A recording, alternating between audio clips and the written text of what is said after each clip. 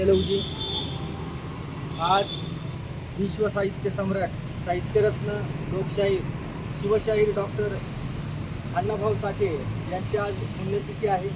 त्यानिमित्तानं आज रात्री 12 वाजता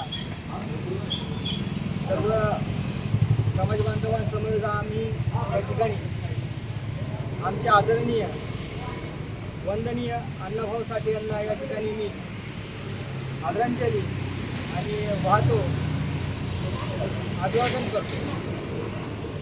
अण्णाभाऊ साठेंचं कार्य पाहता हे खूप उल्लेखनीय, खूप सुंदर असं त्यांचं लेखन आणि त्यांनी जी संयुक्त महाराष्ट्राच्या माध्यमातून जी चळवळ केली, जी क्रांती केली, ते सहस्र उठाव केले, हे महाराष्ट्राच्या भवितव्यासाठी खूप महत्त्वाचे आहे।